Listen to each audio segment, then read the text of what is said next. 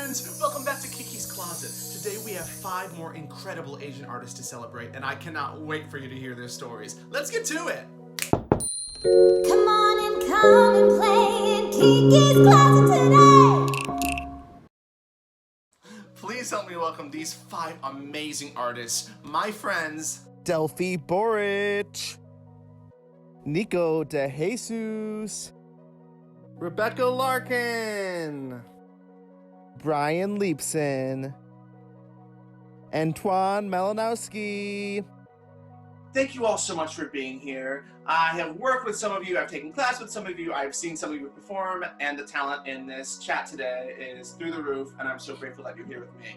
First question I gotta ask, what color is your heart today? I'd say my heart's like a pretty good like light blue, like this shirt. It's red. It was my birthday yesterday, so I'm feeling pretty good. I'm feeling a little old, but you know, we're here. Baby, you look young. You look amazing. Happy belated. Thank you. I would say like a lovely pale yellow. Like a bright yellow is like my favorite color. But like, you know, I got 2 kids. We haven't gotten a second coffee yet, you know. A neon blue.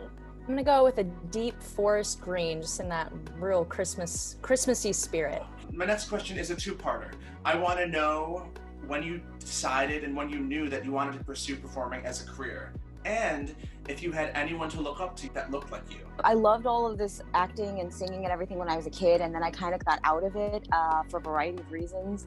And then I was working as a camp counselor, and you know, I'm still looking for like, what's my purpose and everything. And we saw this dinner theater show in like Jackson Hole, Wyoming. And I was like, yes, what have you been doing with your life? Why did you leave for so long? And I would say that in terms of having someone to like look up to who looked like me, the big ones were Talent Nita from Karate Kid 2. And then Lea Salonga when, you know, obviously Miss Saigon came out. I knew that I wanted to perform when I wasn't really good at anything else. So that was high school-ish. I was dancing from a very young age, but my parents made me choose between sports and dance because it was getting to be a lot. So I chose dance because there were more girls. And then as far as any people that look like me that I look up to in the performance world, I couldn't think of any, honestly, for me. I think the closest thing I could think of was what's his name in the Cinderella movie.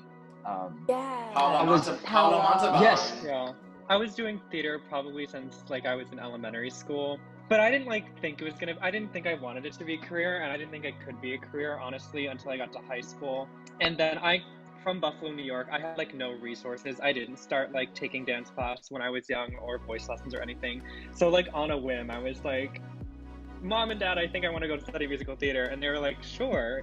But people that, I guess Paolo too, Cinderella, obviously.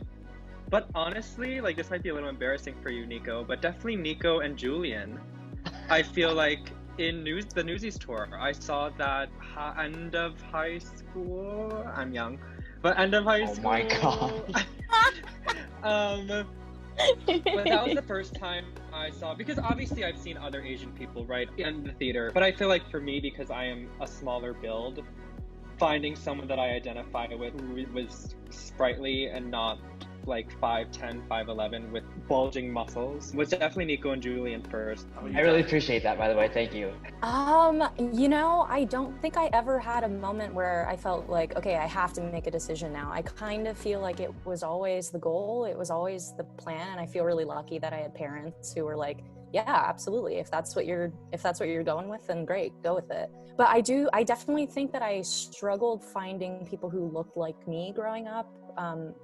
Especially being mixed race, it's pretty hard to feel like you're really being seen, especially because for a while theater was just so, you know, you're white or you're Asian, and so going through my college program definitely was difficult to feel like I could be authentically mixed. There wasn't a moment where I was like, I'm gonna do theater. In fact, I've always done it for fun. I did it for fun in high school. I went to college for engineering and kept up my theater in community theater productions. Like literally, I've been given so many chances from so many choreographers to, you know, we're choreographing another show and asked me to do that.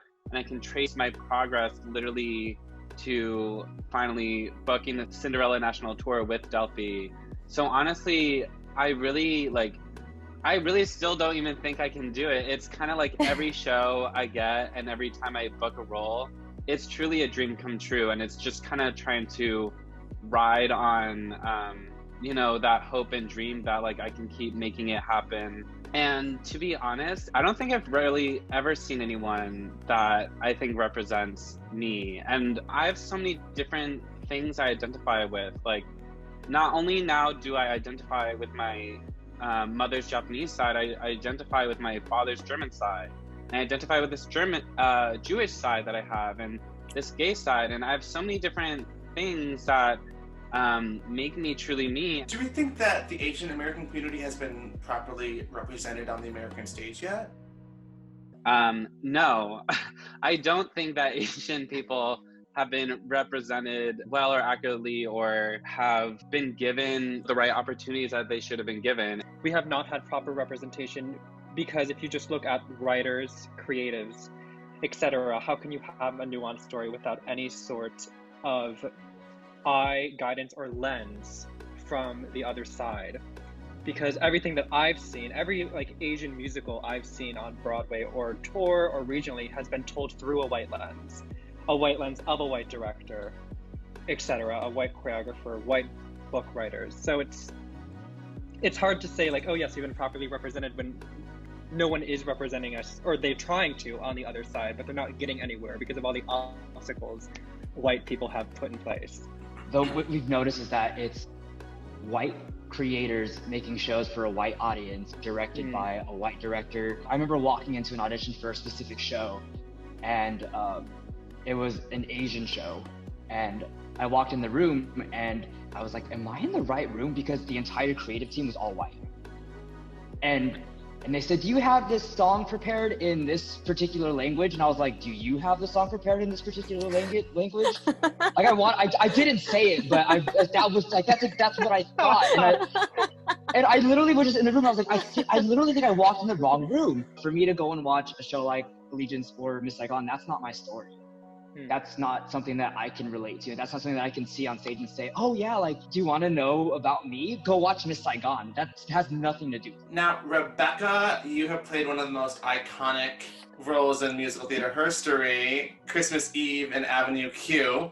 Delphi, you also did this role. I want to know what it was like jumping into this part, and also if you had any hesitation playing a character that many have criticized of being stereotypical. The climate that we're in now, we can't talk about things that have changed. I mean, like legit, like this is a 20-year-old musical.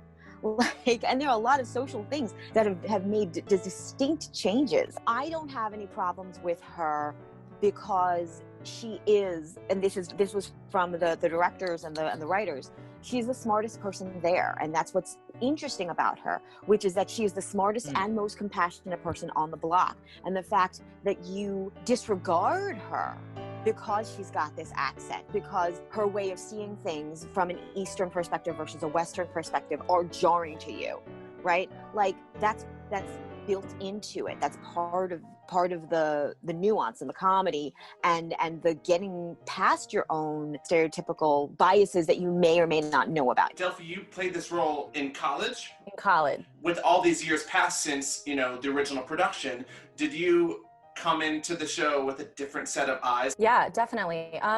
Well, I'll start by saying that I was the only Asian person who would have been able to play the role. And so I kind of went into it like, okay, well, I guess I have this responsibility to do this correctly or as best I can. And it was absolutely terrifying because it's 100% not what I would be cast in the real world now. But that being said, like one of the absolute greatest challenges that I have ever had as an actor. And to me, it didn't feel so problematic because I completely based her on my mom. She hates when I say that, but she pretty much is Christmas Eve. She's that insanely intelligent, extremely compassionate woman who does fly under the radar a lot of the time because she does have a slight accent and is just like all around lovely, but still has her moments where she's very headstrong and very much like Christmas Eve. For me, she felt like such a real character that I watched growing up my entire life. So it took all of kind of the like surface level stuff that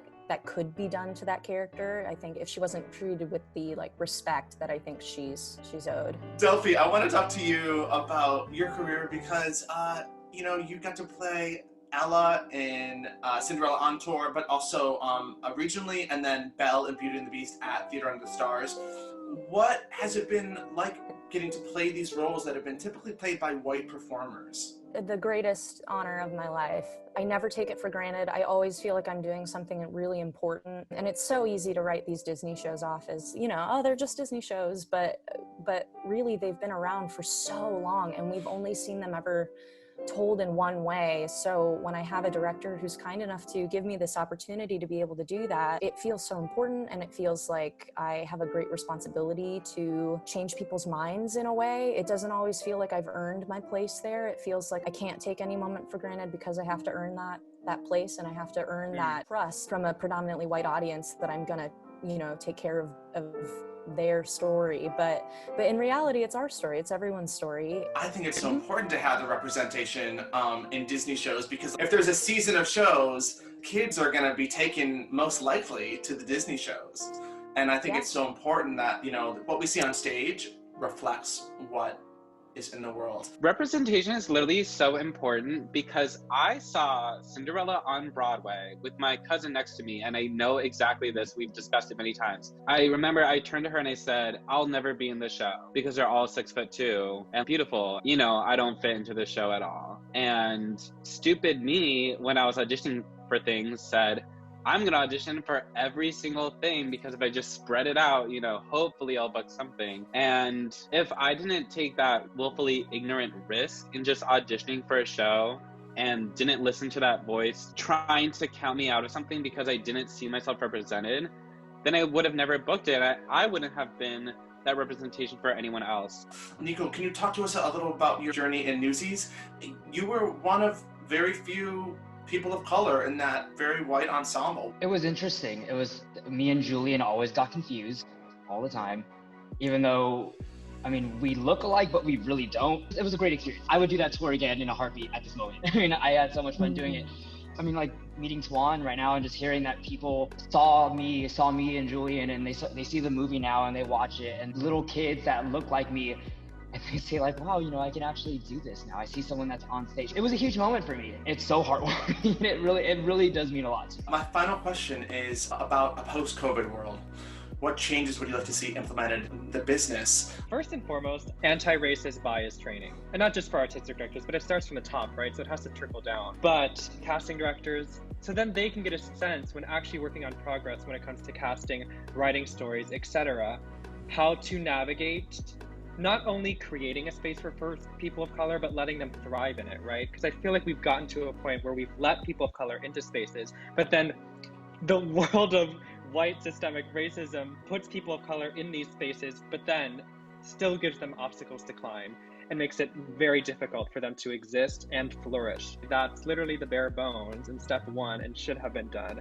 But now, how can we make sure that while we are all working, we all have a safe and productive space to work in, and some individuals, let that be women, people of color, transgender individuals, still flourish as well as their white counterparts. So actually, one of the things that I've been working on for a couple of years now has been this new musical called Solana, about a transracial adoptee and her journey of trying to sort of find herself. And they've definitely changing a lot of the story, in response to Asian people's voices, adoptees' voices, but also they're learning in real time. How do you take your voice as an artist and you happen to be white and assert your voice and your vision and whatnot, but also make space for people whose voices you need that space? I hope that post-COVID world, I hope that people start getting cast just based off their talent. I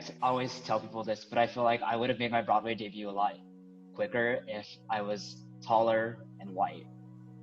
And if I could just keep the same talent that I have now, I feel like, I would have been booked the minute I moved to New York. It kind of sucks that that always goes to my mind. The arts is something that most Asian families still don't really push their children towards, or nor do they like support them to do it.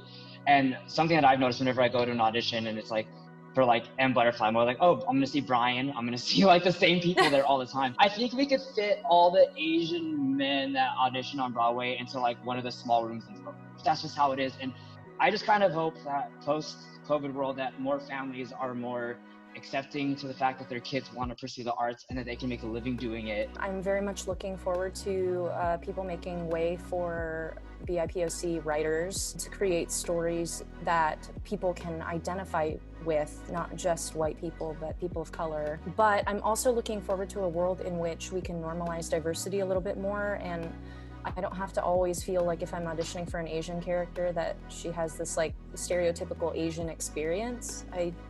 I don't know what that is, but I am looking forward to a world in which we can just have a story about an Asian person just living life and doesn't have to be about an Asian story or a war or, you know, whatever, internment camps or whatever it is. I'm looking forward to having both. I think both are equally important. Thank you all so much for joining me here today in Kiki's Closet. I love this conversation. I adore each and every one of you, and I cannot wait to see you when this whole COVID mess ends and we get to be in the same room together and create some art and magic. Take care and have a wonderful day.